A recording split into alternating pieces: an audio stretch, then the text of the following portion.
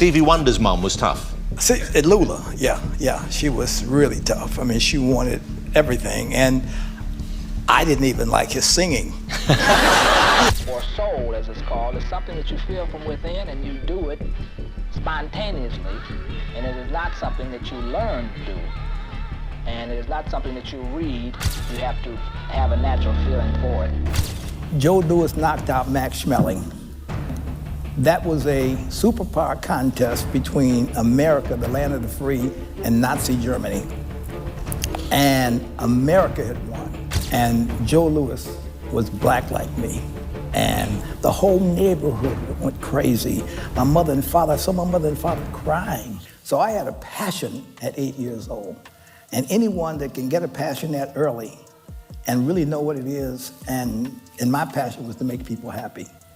It started out with boxing, but music took it over. Music was always in me, and I was taking music lessons from my Uncle B. So I had a passion at 8 years old. And anyone that can get a passion that early and really know what it is, and my passion was to make people happy. Berry Gordy Jr. was born on November 28, 1929, in Detroit, Michigan. He was the seventh of 8 children in a hardworking family. His parents, Berry Gordy Sr. and Bertha Gordy, moved to Detroit in 1922 from Georgia. The Gordy family was close-knit, and they believed in hard work and sticking together. After serving in the Korean War, Berry Jr. came home in 1953, ready to start his life. His father wanted him to take over the family plastering business, but Berry had other dreams. He loved music and decided to open a record store called 3D Record Mart. The name came from the new 3-dimension technology that was popular at the time. The store focused on jazz music because that was what Berry loved. And I was taking music lessons from my Uncle B. He was a music teacher. And he would have me playing these arpeggios and scales and chords and everything. And unfortunately, most people in Detroit wanted blues music, not jazz. Berry's refusal to adapt to his customers' preferences led to the store's failure. He had to close it and find other work, like selling cookware and working at a car factory. Berry didn't give up on his dream of being in the music business. Joe Louis knocked out Max Schmeling. That was a superpower contest between America, the land of the free, and Nazi Germany. And America had won. And Joe Louis was black like me. And the whole neighborhood went crazy. My mother and father, I saw my mother and father crying. He started writing songs and working with singers like Jackie Wilson. Some of their songs, like Lonely Teardrops, became hits. This gave Berry the confidence to go bigger. In 1959, with an $800 loan from his family, Berry started Motown Records. He named it after Detroit's nickname, Motortown, and built the company with the same efficiency as the city's car factories. Berry believed anyone could become a star with the right training. He developed a system to turn raw talent into polished performers. Or soul, as it's called, is something that you feel from within and you do it spontaneously, and it is not something that you learn to do, and it is not something that you read. You have to have a natural feeling for it. Motown became the home of incredible artists like the Supremes, the Temptations, Smokey Robinson, and the Jackson 5. Motown wasn't just a record label, it was a hit-making machine that dominated the charts during the 1960s. Motown's success didn't last forever. By 1968, Berry lost an important songwriting team, Holland Dozier Holland, because of disagreements about money. Even with stars like Marvin Gaye and the Jackson 5, Motown faced tough times. But Berry kept pushing forward, keeping Motown alive through ups and downs. The original headquarters of Motown, known as Hitsville, where music legends were made. But behind the joyful music, many Motown artists lived hard lives filled with struggles like poverty, illness, and violence. Starting Terrell was one of those stars, a shining light whose story ended far too soon. Tammy Terrell was a talented singer best known for her duets with Marvin Gaye. Together, they created timeless songs like Ain't No Mountain High Enough, Ain't no mountain high enough, ain't no valley low, Ain't Nothing Like the Real Thing, and You're All I Need to Get By. While her music brought happiness to millions, her personal life was full of pain. sacrifice for you, dedicate my life to you. Tammy's challenges started young. At just 17, she had a difficult relationship with James Brown, who was much older than her. She left him after a violent incident where he attacked her. Later, she dated David Ruffin of The Temptations. Their relationship also became toxic, ending when Ruffin hit her with a motorcycle helmet after she discovered he was already married. Tammy's health troubles were just as tragic. She suffered from migraines and headaches from childhood. In 1967, while performing on stage with Marvin Gaye, she collapsed into his arms. Doctors found a tumor in her brain. Over the next few years, Tammy had several surgeries, but her health kept getting worse.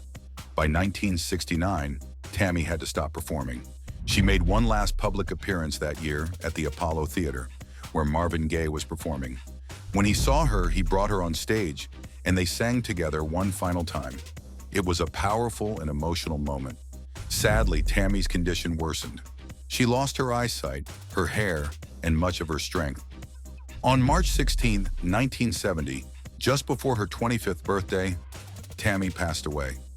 At her funeral, Marvin Gaye gave a heartfelt eulogy as their song, "You're All I Need to Get By," played in the background. Tammy's death deeply affected Marvin Gaye, pushing him into a period of sadness and reflection. His famous album, What's Going On, is seen by many as inspired by his grief over losing Tammy. I know a place where we can dance the whole night away. Underneath. If you grew up in the 1980s, you probably remember the DeBarge Family for their catchy songs and smooth harmonies. This talented group of siblings left a big mark on the music world, but their personal lives were filled with challenges. It all started with Tommy and Bobby DeBarge, who formed a funk band called Switch. Later, more siblings joined the music scene as part of the group DeBarge. The group included Elle, Bunny, Marty, Randy, and later James and Bobby.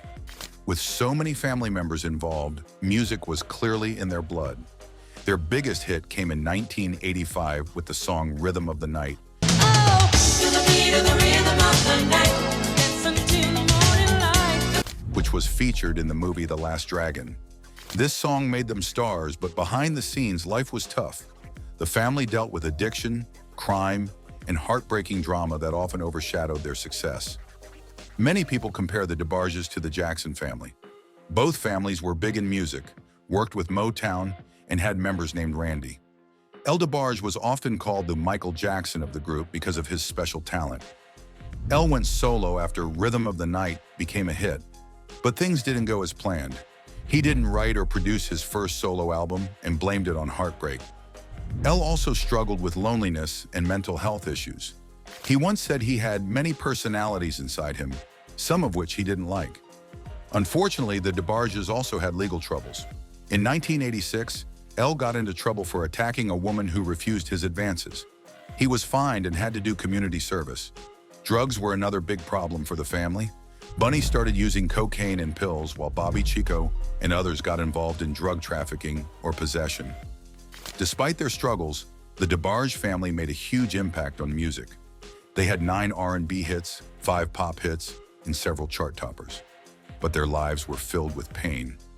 Bobby DeBarge died of AIDS due to heroin use, and Tommy DeBarge battled health problems before passing in 2021.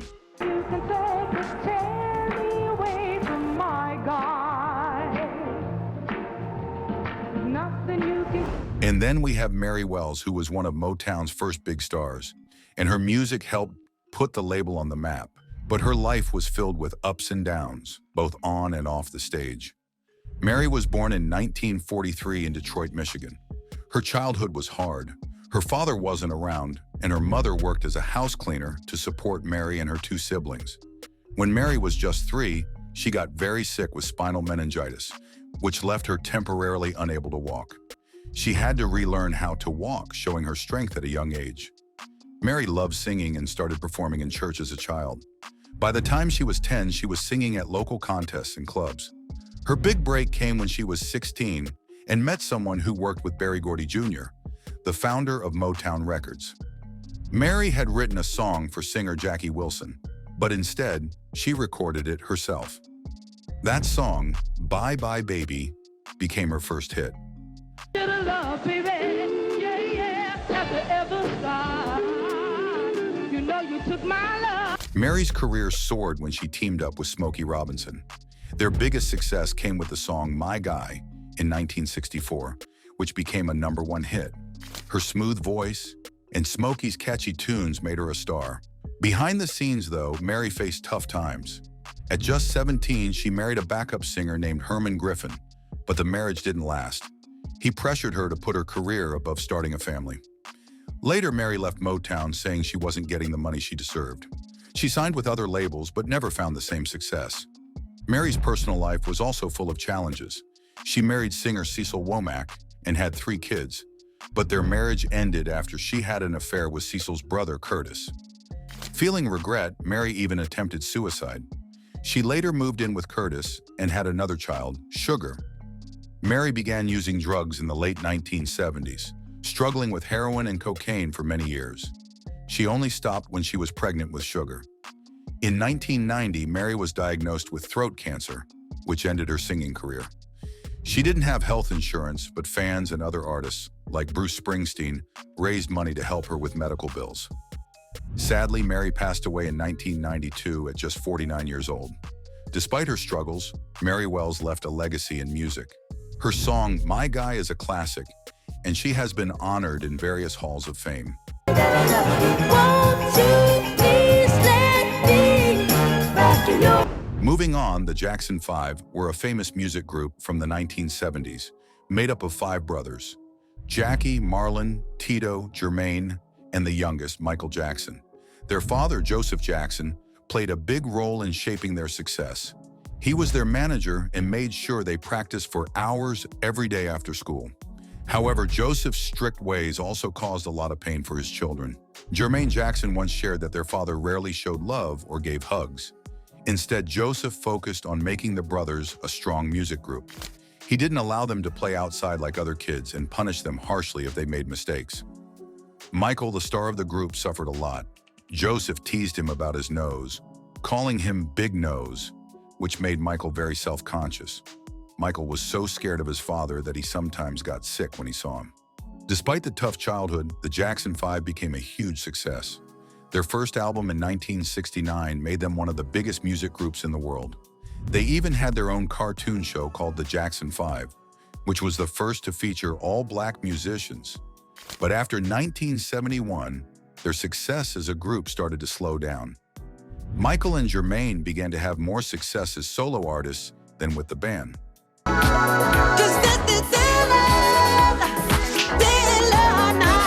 Michael released a song called Childhood, where he sang about missing out on being a kid.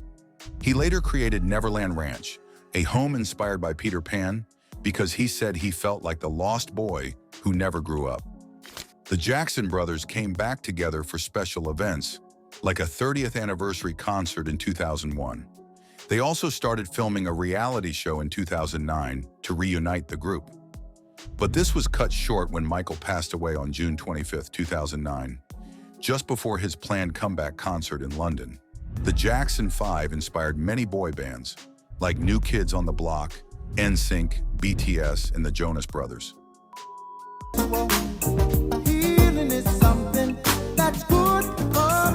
Next is Marvin Gaye, who was one of the greatest soul singers of all time. His voice was smooth and his music touched hearts around the world. Some of his most famous songs, like How Sweet It Is to Be Loved by You and Mercy, Mercy Me, The Ecology, became classics. Marvin wasn't just about making hits. He wanted to tell stories and share messages through his music. Like Stevie Wonder, he took Motown's popular sound and made it even bigger. Over 25 years, Marvin's music changed. He started with happy, upbeat songs, but later, he created songs with deeper meaning. His music was a mix of influences from other great artists, like Smokey Robinson and Bob Dylan. But Marvin's life wasn't as smooth as his voice. He struggled with many personal problems, even as he helped millions of people feel better through his music.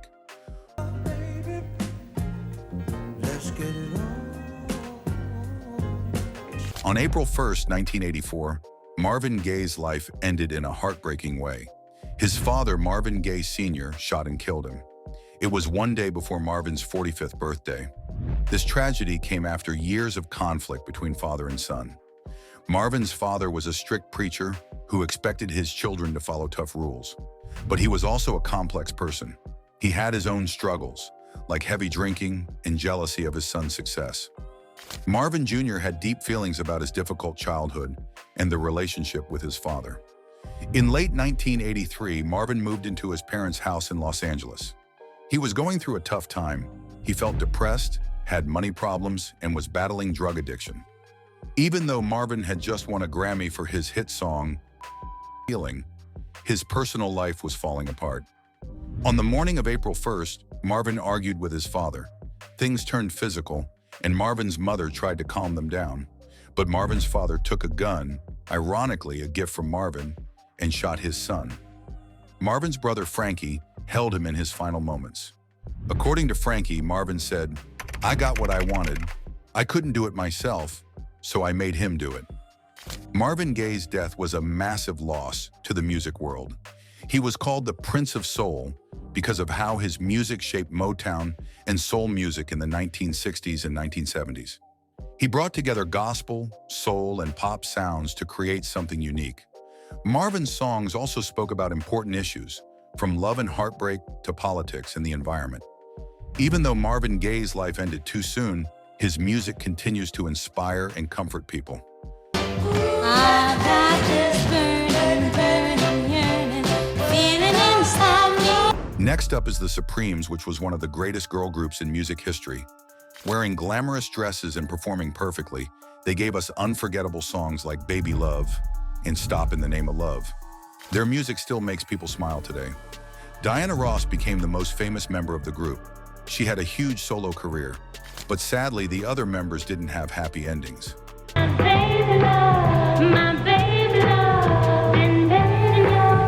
Inside the group, there were problems. Other singers at Motown Records thought the boss, Berry Gordy, gave too much attention to Diana and the Supremes. In 1967, the group's name was changed to Diana Ross and the Supremes. This made people think Diana would leave for a solo career, which caused even more issues. Florence Ballard, one of the original members, struggled a lot. She battled depression and drank too much, which affected her performances. She also gained weight, making it hard to fit into their stage outfits. Berry Gordy and Diana Ross decided to replace her. Cindy Birdsong from another group was secretly brought in as her replacement. In July 1967, Florence found out about Cindy's new costumes and got very upset. During a show, she acted out on stage, and Gordy sent her home. She was later fired. Florence tried to have a solo career, but it didn't work out. She sued Motown, saying they pushed her out unfairly, but she lost the case. Florence's life became very hard, and she passed away in 1976 at just 32 years old. Despite the group's challenges, their legacy remains strong. Movies and musicals like Sparkle and Dreamgirls were inspired by their story. The Supremes also influenced many famous groups like Destiny's Child and TLC.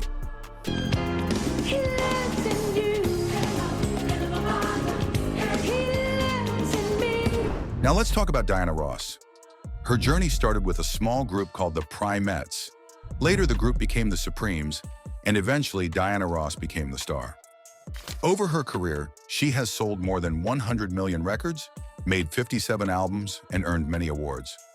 These facts prove her incredible talent. Diana met Berry Gordy, the founder of Motown, when she was still in school. Gordy helped guide her career, and in 1960, he suggested changing the group's name to the Supremes. Diana didn't like the name at first, but it stuck. Over time, Gordy and Diana became more than just colleagues. They had a daughter together. Diana's daughter, Rhonda, learned at 13 that Gordy, not Diana's husband, was her biological father. In her memoir, Secrets of a Sparrow, Diana talked about how thankful she was for her success, but she also shared how tough it was. The Supremes had a busy schedule, traveling and performing all the time. It was so stressful that Diana struggled to eat and even developed rashes before shows. She was scared people would find out she wasn't good enough. The Supremes went through many changes in just 9 years. One of the most significant moments came in 1967, when Florence Ballard, an original member, was fired because of her struggles with alcoholism. Cindy Birdsong replaced her. By 1970, Diana left the group to start her solo career. Mary Wilson, another original member, wrote a book called Dream Girl, My Life as a Supreme. She shared how Diana's ambition sometimes caused problems. Mary said Diana always wanted to be in the spotlight, even if it hurt others. After their last concert in 1970, efforts to reunite the group failed. Mary often said it was up to Diana to make it happen, but it never did.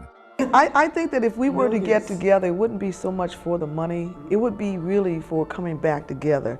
And that, to me, that would be a great statement. Diana's personal life had its struggles too. In 2002, she was arrested for drunk driving. This was a low point for her, but she sought help. She voluntarily checked into a rehab center to deal with her problems. Despite these challenges, Diana Ross remains a music icon. See the curtains hanging in the window in the evening. The Isley Brothers are one of the most famous music groups ever, loved by people all over the world. But their journey hasn't been easy. While they gave us amazing music, their rise to fame came with a lot of personal conflicts, legal battles, and sadly, some tragic deaths that have left people asking questions. The Isley Brothers started off as a trio of brothers, O'Kelly, Ronald, and Rudolph. They began their career in gospel music, but soon switched to rhythm and blues. They made some huge hits like Shout and Twist and Shout, which became iconic songs. As they grew in fame, they also became pioneers of the funk music genre, with songs like It's Your Thing and Fight the Power marking their success. Over time, they changed their style again, mixing rock and soul music, always staying relevant and evolving with the music scene. But behind all their hits, there were family issues. The brothers went through a lot of struggles as they fought over money, the band's direction, and personal matters.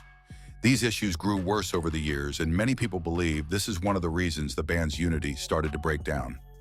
In 1984, a breakaway group called Isley/Jasper/Isley was formed by Chris Jasper, Ernie Isley, and Marvin Isley. Their most famous song was Caravan of Love, which became a hit. But even this group didn't last long, and by 1987, they broke up. The remaining Isley Brothers continued on, but it wasn't the same without all the original members. One of the most heartbreaking moments came in 1986 when O'Kelly Isley, one of the founding members, passed away. He had struggled with health problems for a while, and his death left a huge gap in the group. Afterward, Rudy Isley left the band to become a pastor, and Ronald continued on with just a few other members. But the drama didn't stop there. In 2000, another Isley brother, Marvin Isley, passed away due to complications from diabetes. The band's final years were marked by even more loss. In 2023, Rudolph Isley, another founding member, passed away at the age of 84. His death raised more questions, especially because of the family feuds that had been brewing for years. Some people even speculated that Ronald Isley, his brother, might have played a role in Rudolph's decision to leave the band and the conflicts that followed. Rudolph had left the band in 1989 to pursue a career as a Christian minister, but before that, he had been involved in a legal battle with Ronald over control of the band's name. There were accusations that Ronald was taking actions to take over the Isley Brothers' earnings without sharing them fairly with Rudolph. This caused a deep rift in the family, with many fans expressing anger and disappointment over how money seemed to be tearing the family apart. Despite all the challenges, the Isley Brothers remain an important part of music history. Their songs have been sampled, covered, and loved by generations. But their story is also a reminder of how fame, money, and personal struggles can sometimes destroy the very thing that made them great, their family bond.